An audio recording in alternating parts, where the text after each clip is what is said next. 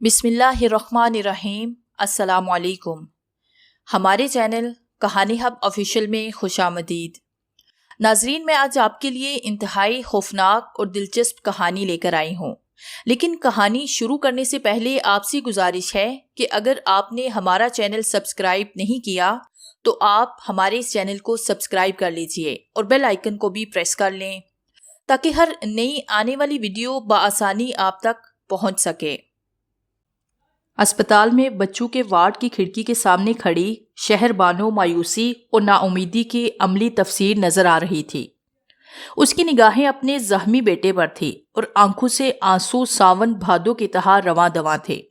وہ بیٹا جسے بے شمار دعاؤں کے بعد حاصل کیا تھا، کیا وہ اسے آج کھونے والی ہے؟ کیا وہ اپنے جگر کے ٹکڑے کو اتنی آسانی سے کھو دے گی؟ کیا وہ اس کے لیے کچھ نہیں کر پائے گی؟ اسی طرح کے سوالات اس کے دماغ میں چکرا رہے تھے کہ اچانک اس کے کندھے پر کسی نے ہاتھ رکھا تو وہ گھبرا کر پیچھے مڑی۔ سامنے سہراب کھڑا تھا۔ کیا ہوا سہراب؟ حارث کے آپریشن کے لیے 3 لاکھ کا بندوبست ہو گیا؟ شہر بانو نے سوال تو پوچھ لیا، مگر اسے 101% یقین تھا کہ جواب انکار میں ہی ہوگا۔ سہراب بولا، خوش ہو جاؤ، پیسوں کا انتظام ہو گیا ہے۔ میں نے اپنے دوست سے قرض لیا ہے۔ سہراب نے اپنے کوٹ کی اندرونی جیب سے نوٹوں کی گڈیاں نکال کر اسے دے دی۔ تم آپریشن کے پیسے جمع کروا دو، میں ابھی آتا ہوں۔ اور یہ بول کر وہ ایک طرف کو چلا گیا۔ شہر بانو حیران تھی کہ سہراب کا ایسا کون سا امیر دوست ہے جس نے ایک دن میں اسے 3 لاکھ روپے دے دیے۔ وہ اس سے پوچھنا چاہتی تھی مگر سہراب جا چکا تھا۔ شہر بانو آپریشن کے لیے پیسے ریسیپشن پر جمع کروا کے اور رسید لے کر جیسے ہی فارغ ہوئی تو سامنے سے اسے سہراب آتا ہوا دکھائی دیا۔ شہر بانو حیران ہو گئی کہ سہراب نے ایک دم کپڑے تبدیل کیسے کر لیے۔ پہلے اس نے سفید شلوار سوٹ پہنا ہوا تھا اور اب اس نے دوسرے کپڑے پہنے ہوئے تھے جس میں اس کا کسرتی بدن جھانک رہا تھا۔ پیسوں کا انتظام نہیں ہو سکا، قریب آ کر سہراب نے کہا، اور یہ سنتے ہی شہر بانو کو بھرکی جھٹکا لگا اور پھر وہ حیرت سے بولی، کیا مطلب؟ ابھی آپ تھوڑی دیر پہلے مجھے پیسے دے چکے ہیں اور وہ میں نے حارث کے آپریشن کے لیے جمع بھی کروا دیے ہیں۔ یہ دیکھیں، یہ رہی رسید۔ حیران ہونے کی بھاری اب سہراب کی تھی۔ کیا بول رہی ہو؟ میں تو ابھی آیا ہوں۔ شہر بانو کا حیرت اور خوف سے برا حال ہونے لگا۔ کون تھا وہ جس نے پیسے دیے تھے؟ اسی حیرت و استجاب میں پورا دن گزر گیا اور اگلے دن صبح کے 9 بجے حارث کا کامیاب آپریشن ہو گیا۔ امی، مجھے 20,000 روپے چاہیے، حاشر نے ہانڈی میں چمچہ ہلاتی ہوئی اپنی امی سے سپاٹ انداز میں کہا۔ رضیہ بیگم حیران ہو کر پیچھے مڑی اور خونکو کی طرح حاشر کا چہرہ تکنے لگی۔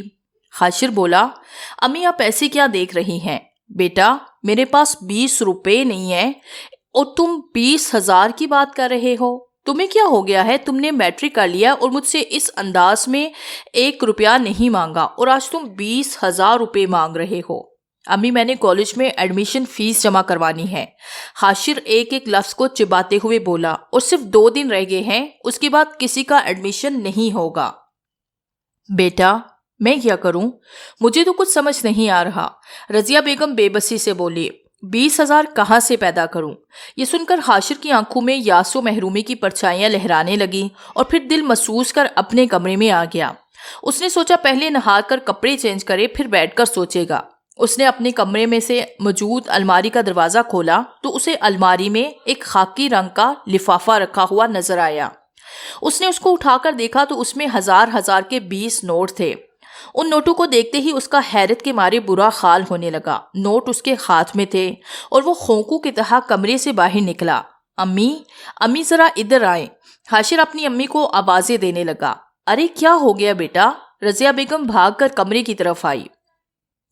امی، یہ پیسے آپ نے رکھے ہیں؟ حاشر نے اپنی امی سے پوچھا۔ رضیہ بیگم بولی، میں نے تو نہیں رکھے۔ کیا مطلب؟ پھر کس نے رکھے ہیں یہ پیسے؟ حاشر حیرت سے بولا۔ گنو تو ہیں کتنے؟ رضیہ بیگم نے کہا۔ امی، پورے 20,000 روپے ہیں، حاشر نے بتایا۔ مجھے تو لگتا ہے خدا نے ہماری مدد کی ہے، یہ پیسے تم ایڈمیشن کے لیے جمع کروا دو، رضیہ بیگم بولی، اور اس کے بعد انہوں نے جھٹ سے وضو کیا اور شکرانے کی نماز پڑھنے چلی گئی۔ اور خاشر بھی اپنے رب کا شکر ادا کرتے نہیں تھکتا تھا۔ خیر، خاشر نے دوسرے دن جا کے ایڈمیشن کے پورے 20,000 جمع کروا دیے۔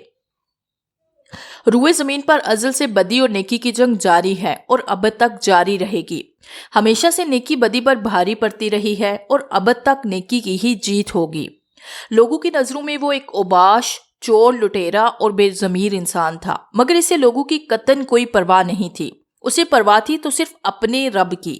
اس کے رب کا کیا حکم ہے کہ تمہاری ذات سے کسی کو کوئی دکھ نہ پہنچے، اور پھر سوتے جاگتے اٹھتے بیٹھتے کھاتے پیتے وہ ہمیشہ یہی سوچتا تھا کہ میں اپنے رب کو کیسے خوش رکھوں۔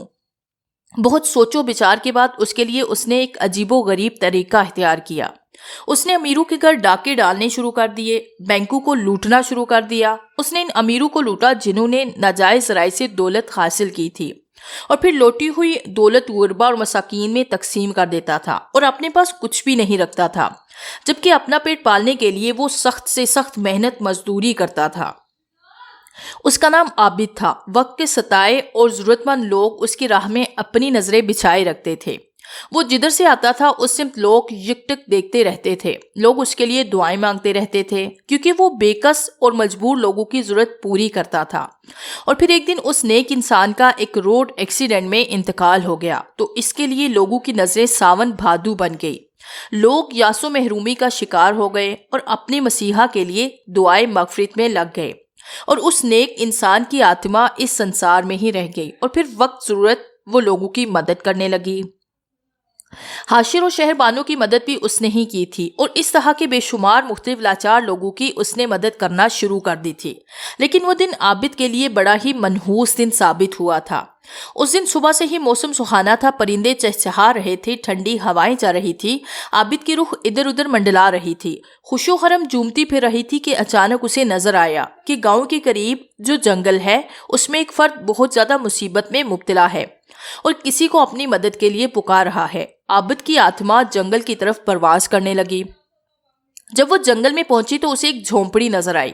اس نے جھونپڑی کے اندر دیکھا، وہاں ایک ملنگ نما سادھو موجود تھا۔ اس نے صرف ایک لنگوٹی باندھ رکھی تھی، اس کا اوپر والا جسم برہنہ تھا، اور ایک لڑکی کو کالی کے بت کے سامنے ایک چبوترے پر لٹایا گیا تھا۔ کالی کے بت کے کئی ہاتھ تھے جس میں مختلف قسم کی چیزیں تھیں۔ انہی ہاتھوں میں سے ایک ہاتھ میں ایک خون آلود خنجر بھی تھا، اور جو دو شیزہ چبوترے پر بے ہوش پڑی تھی وہ نیم اوریاں حالت میں تھی۔ اس کے ہاتھوں مضبوطی سے رسی سے کس کر باندھے گئے تھے، اور اس وقت اس کے چہرے پر قرب و اذیت کا حقیقی خوف تھا۔ سادھو آہستہ آہستہ لڑکی کے قریب آ رہا تھا۔ اس کے ہاتھ میں 1 فٹ لمبا اور 2 انچ موٹا تیز دھار چھڑا تھا۔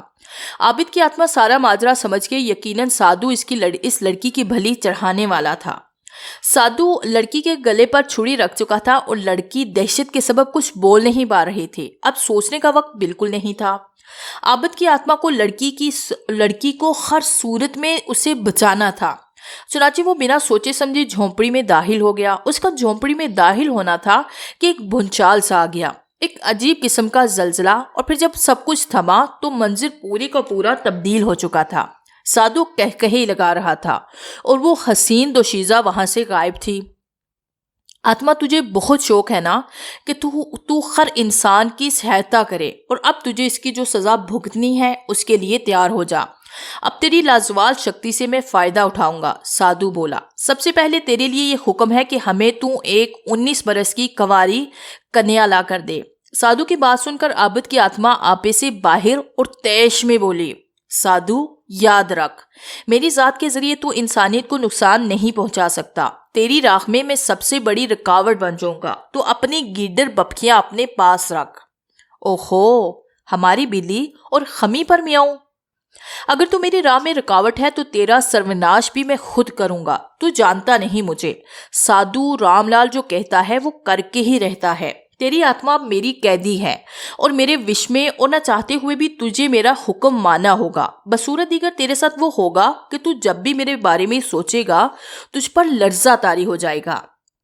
یہ سن کر عابد کی آتما بولی، رام لال، تو جو بھی کرے مگر تو ہے بزدل، تو نے چھپ کر مجھ پر وار کیا ہے، تو نے میری انسانی ہمدردی کا فائدہ اٹھایا ہے، اور رہا تیرا احترام کرنے کا سوال تو مجھے آگ میں بھی جھونک دے، پھر بھی میں انسانیت کے ساتھ ظلم کسی بھی صورت میں نہیں کروں گا۔ عابد کی آتما بولی تو سادھو آگ بھگولا ہو گیا. رسی جل گئی لیکن بل نہ گیا. اب تو دیکھ تیرے ساتھ میں کیا کرتا ہوں. سادھو نے اپنی انگلی عابد کی آتما کی جانب کی تو دوسرے ہی لمحے عابد کی آتما دھوئیں میں تبدیل ہونے لگی. سادھو نے پاس پڑی ہوئی شیشی کی بوتل اٹھائی اور کچھ بڑبڑا کر دھوئیں پر پھونک ماری تو اگلے ہی لمحے دھواں بوتل میں بھرتا چلا گیا.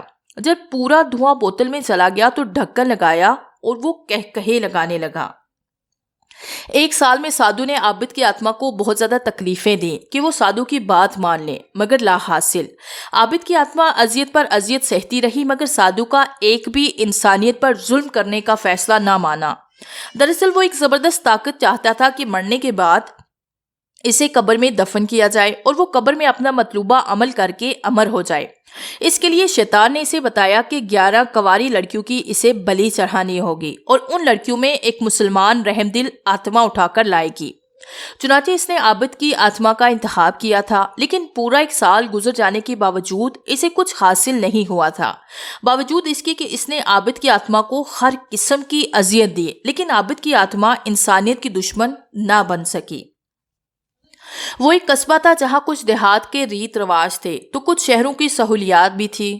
وہاں سڑکیں پکی تھی. اکثریت کسان اپنے کھیتوں میں گندم مکئی اور گنا کاشت کرتے تھے. وہاں لڑکیوں کے لیے ایک ہائی اسکول بھی تھا اور پورے قصبے میں ایک سپر سٹور بھی تھا. اس کا مالک نہایت ہی ایک رحم دل انسان تھا. لوگ سٹور سے اکثر اوقات ادھار بھی لے جاتے تھے.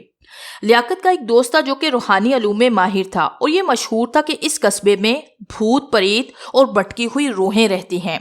وہ ایک نیک دل بزرگ بھی تھے. ان کا نام عبداللہ تھا مگر سب انہیں نور بابا کہتے تھے اور واقعی ان کے چہرے پر بہت زیادہ نور تھا.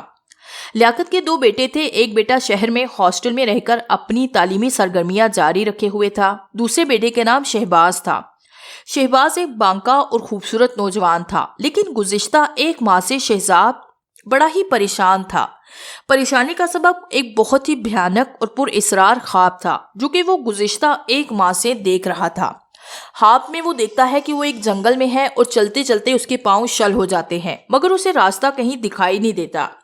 پھر وہ ایک جھونپڑی دیکھتا ہے. جھونپڑی میں ایک سادھو کسی انسان کو تکلیف دے رہا ہوتا ہے اور وہ انسان چلاتا ہے، شہباز میری مدد کرو، میری مدد کرو شہباز، میں اذیت میں ہوں، خدارا میری مدد کرو.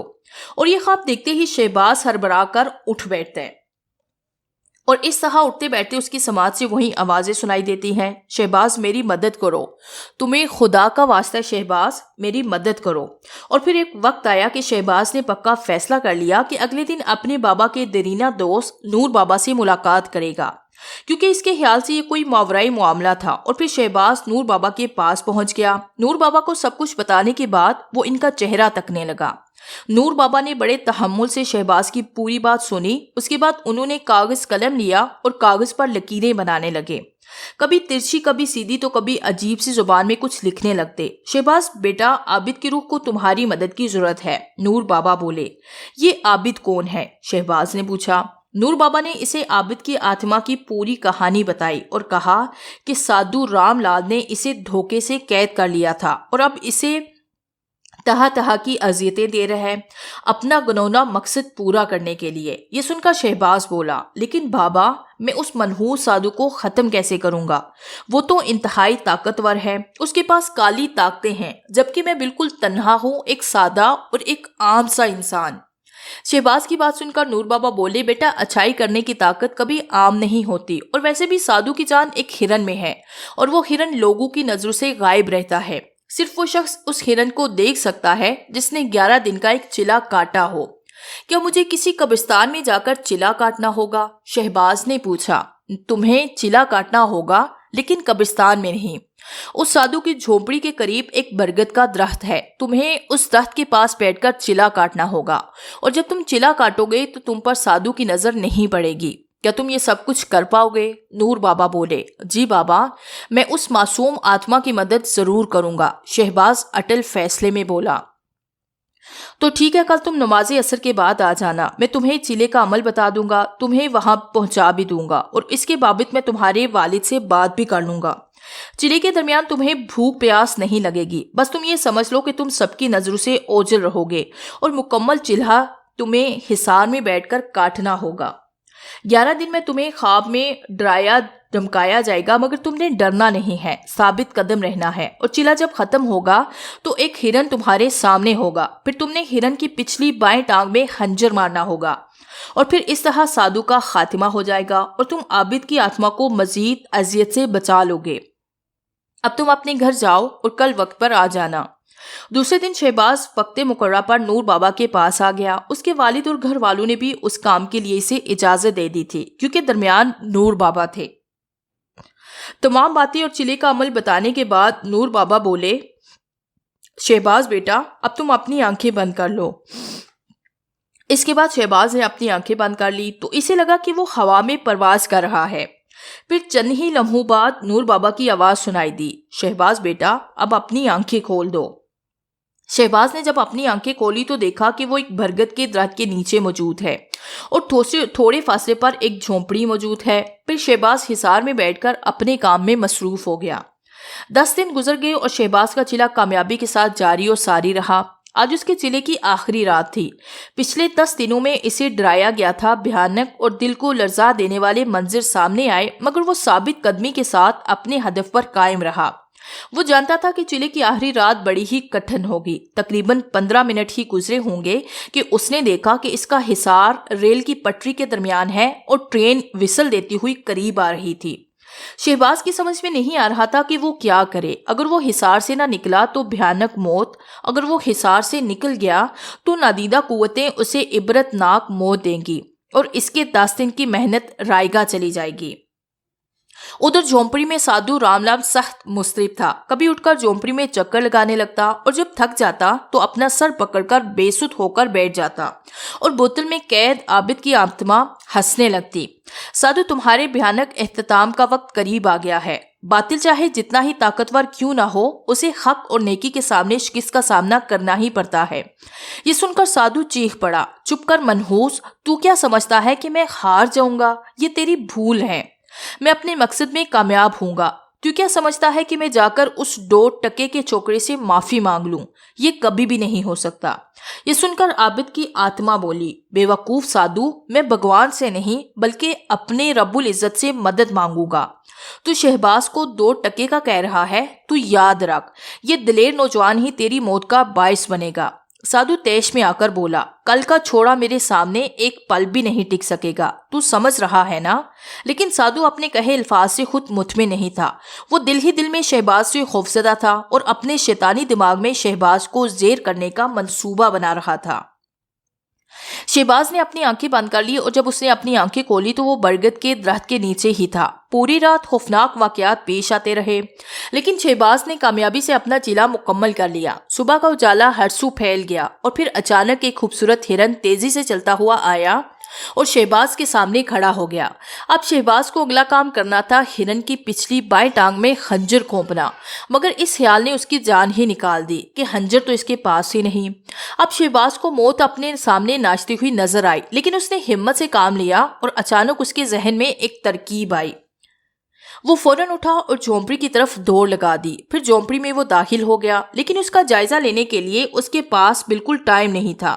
اس نے چبوترے کے پاس پڑا ہوا بڑا چوڑا اٹھایا اور چشمے زدن میں جھونپڑی سے باہر نکلا۔ یہ سب اتنی جلدی میں ہوا کہ سادھو کچھ سمجھ نہ پایا۔